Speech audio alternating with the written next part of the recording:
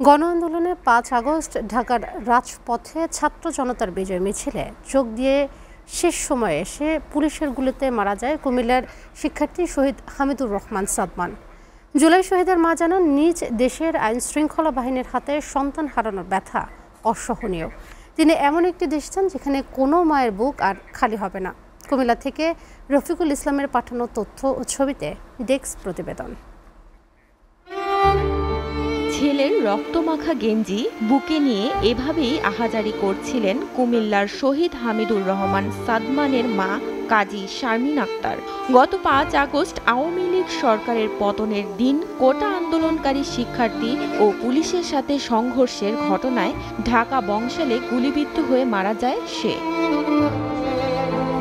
স্বজনরা জানান, Sadman Comilla CCN polytechnic institute থেকে পাশ করে ঢাকায় ইন্টার্ন করতে যায়। গেল ৫ আগস্ট সরকারের পদত্যাগের দাবিতে উত্তাল ঢাকা।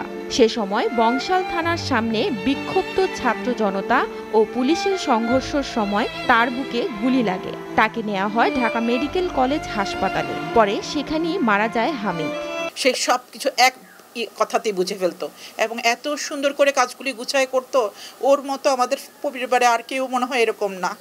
ওর এই জিনিসগুলো কখনোই ভোলার না। থানার পাশে এক জায়গায় গুলিবিদ্ধ অবস্থায় লোকাল এক লোকের একটা ছেলের সাথে সহযোগিতা নিয়ে মেডিকেলে গেছিল, ঢাকা মেডিকেলে যাওয়ার পর তারা করে তার মৃত ঘোষণা করছে। কুমিল্লা সদর দক্ষিণ উপজেলার বিএনপির সাধারণ সম্পাদক জানান, রাষ্ট্রীয়ভাবে মর্যাদা সহ পরিবারকে সকল সুযোগ সুবিধা যেন দেওয়া হয়।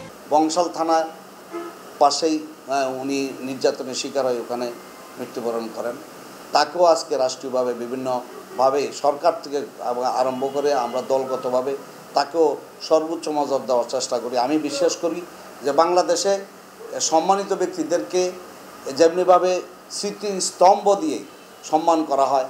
কুমিল্লা সদর দক্ষিণ উপজেলার নির্বাহী কর্মকর্তা জানান, সরকার থেকে যে নির্দেশনা দিবে সেগুলোই বাস্তবায়ন করা হবে। সরকার থেকে কোনো রকম নির্দেশনা আসে তাদের ব্যাপারে বা যে কোনো সহায়তার বিষয় আসে আমরা অবশ্যই তাদের কাছে পৌঁছে দেবো। এবং এটা ছাড়াও আমি তাদের সাথে পার্সোনালি কথা বলে এসেছি এবং বলেছি যে তাদের যে কোনো প্রয়োজনে আমরা উপজেলা প্রশাসন, জেলা প্রশাসন তাদের পাশে আছি। নিহতের পরিবারগুলোর দাবি, এই হত্যাকাণ্ডের সঠিক তদন্তের মাধ্যমে যারা বিনা অপরাধে হত্যা করেছে তারা যেন দ্রুত শাস্তি পায়। এসিটিভি নিউজ ডেস্ক।